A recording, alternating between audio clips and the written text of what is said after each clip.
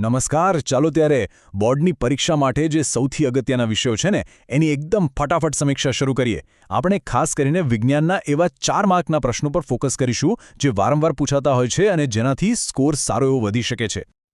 તો સવાલ એ છે કે શું આપણે બોર્ડ પરીક્ષા માટેના આ સૌથી મહત્વના 4 માર્કના વિજ્ઞાનના પ્રશ્નો પર પકડ મેળવવા માટે તૈયાર છીએ?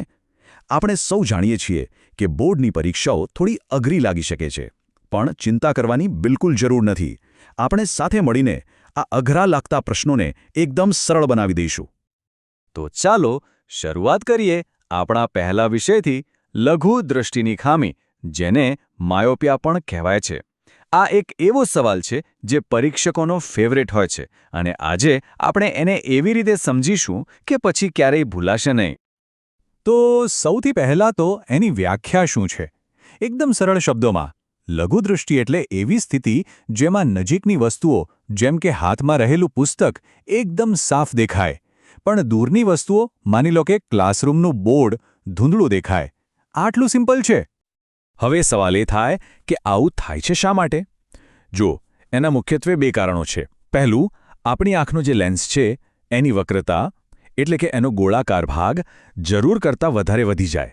અને બીજું, આંખનો ડોળો જે છે એ સામાન્ય કરતાં થોડો લાંબો થઈ જાય. આ બંનેમાંથી કોઈ પણ કારણ હોય તો પ્રકાશના કિરણો પડદા પર પહોંચે એ પહેલાં જ ભેગા થઈ જાય છે. અને એના કારણે મુખ્ય સમસ્યા શું સર્જાય છે? જે ઇમેજ કે પ્રતિબિંબ આંખના પડદા એટલે કે રેટિના પર બનવું જોઈએ એ એની આગળ જ બની જાય છે. બસ આ જ કારણ છે કે દૂરની વસ્તુઓ સ્પષ્ટ દેખાતી નથી. તો પછી આનો ઉપાય શું? એકદમ સિમ્પલ. યોગ્ય પાવરવાળા અંતર્ગોળ લેન્સ એટલે કે કોન્કેવ લેન્સના ચશ્મા. આ લેન્સ શું કરે? એ પ્રકાશના કિરણોને થોડા ફેલાવે છે, જેથી એ બરાબર રેટિના પર જ કેન્દ્રિત થાય. અને બસ, દુનિયા ફરીથી એકદમ ક્લિયર દેખાવા લાગે. ચાલો હવે રસાયણ વિજ્ઞાનના એક બહુ જ મજેદાર ટોપિક પર જઈએ. સાબુ કપડાં સાફ કેવી રીતે કરે છે? આ એક એવી વસ્તુ છે જે આપણે રોજ વાપરીએ છીએ, પણ એની પાછળનું વિજ્ઞાન ખરેખર કમાલનું છે. આખી પ્રક્રિયા સમજવા માટે પહેલાં સાબુના અણુને સમજવો પડે. એની પાસે જાણે કે એક સુપર પાવર છે. એના 2 છેડા છે અને બંનેનો સ્વભાવ સાવ અલગ.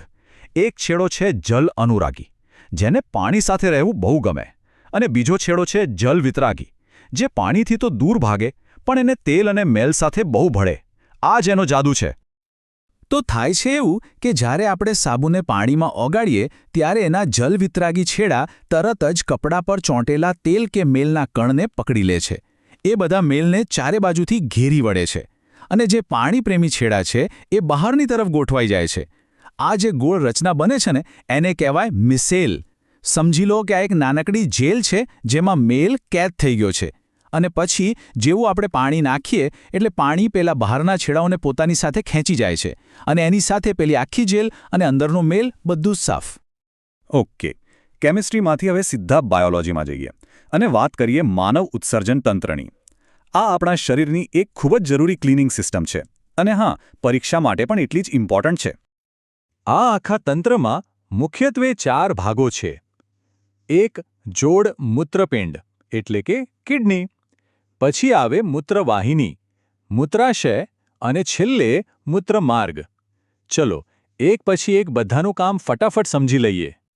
આ તંત્રનો હીરો છે મૂત્રપિંડ. આપણા શરીરમાં 2 મૂત્રપિંડ હોય છે જે આપણા લોહી માટે એક સુપર ફિલ્ટરનું કામ કરે છે. એ સતત લોહીમાંથી યુરિયા જેવો નાઇટ્રોજનવાળો કચરો ગાળીને પેશાબ બનાવે છે અને લોહીને એકદમ ચોખ્ખું રાખે છે. હવે મૂત્રપિંડમાં જે પેશાબ બન્યો એને ક્યાંક તો મોકલવો પડશે ને? બસ એ કામ કરે છે મૂત્રવાહિની. આ એક પાતળી નળી છે જે દરેક મૂત્રપિંડમાંથી નીકળીને પેશાબને નીચે મૂત્રાશય સુધી પહોંચાડે છે. મૂત્રાશય એટલે બીજું કંઈ નહીં પણ એક સ્નાયુની બનેલી કોથળી. એનું કામ છે પેશાબનો સંગ્રહ કરવાનું, જ્યાં સુધી શરીર એને બહાર કાઢવા તૈયાર ન થાય. એક રીતે કહીએ તો આ એક ટેમ્પરરી સ્ટોરેજ ટેન્ક છે. અને છેલ્લો ભાગ છે મૂત્રમાર્ગ. આ એ રસ્તો છે જેના દ્વારા મૂત્રાશયમાં ભેગો થયેલો પેશાબ શરીરમાંથી બહાર નીકળી જાય છે. બસ આટલી સરળ છે આખી ઉત્સર્જનની પ્રક્રિયા. ચાલો હવે જરા વનસ્પતિ જગતની સફર કરીએ અને સમજીએ કે ફૂલોવાળી વનસ્પતિઓમાં પ્રજનનની આ જાદુઈ પ્રક્રિયા કેવી રીતે થાય છે. આ એ જ પ્રક્રિયા છે જેના કારણે આપણને સ્વાદિષ્ટ ફળો અને શાકભાજી મળે છે. આ આખી પ્રક્રિયા છે ને એકદમ સ્ટેપ બાય સ્ટેપ ચાલે છે. સૌથી પહેલાં થાય પરાગનયન, એટલે કે પવન, પાણી કે જીવજંતુઓ દ્વારા પરાગરજ એક ફૂલ પરથી બીજા ફૂલના પરાગાસન પર પહોંચે.